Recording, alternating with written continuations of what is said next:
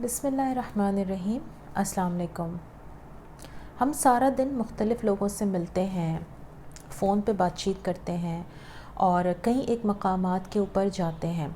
جب بھی کوئی دو انسان ایک دوسرے سے ملتے ہیں، فون پہ بات کرتے ہیں، ایون ایک انسان دوسرے انسان کو اپنے ذہن میں سوچتا ہے تو دو لوگوں کی انرجی آپس میں کنیکٹ ہوتی ہے، اور جب دو لوگوں کی انرجی کنیکٹ ہوتی ہے تو وہ ایک دوسرے کے اورا کو متاثر کرتی ہے۔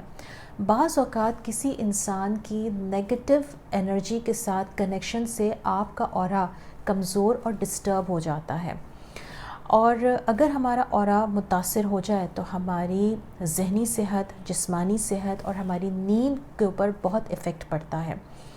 اس کا حل سنت طریقے سے اورا کو صاف کرنے کا بتایا گیا ہے۔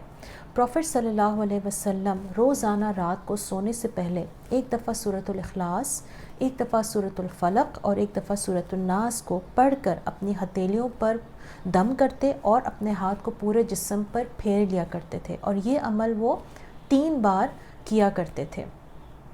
آپ بھی اس عمل کو آج سے ہر روز رات کو سونے سے پہلے کرنا شروع کیجئے۔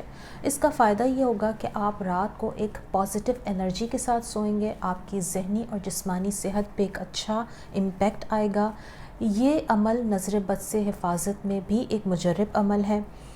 جب آپ روزانہ رات کو ایک پازیٹیو انرجی کے ساتھ سوئیں گے تو اس کا فائدہ یہ ہوگا کہ الٹیمیٹلی آپ صبح کو ایک پازیٹیو وائبز اور پازیٹیو انرجی کے ساتھ نئی صبح کریں گے، اور یہ جو نئی صبح ہوگی یہ آپ کے لیے ایک نئے دن کا آغاز اور نئی سوچ کا آغاز ثابت ہو سکتی ہے۔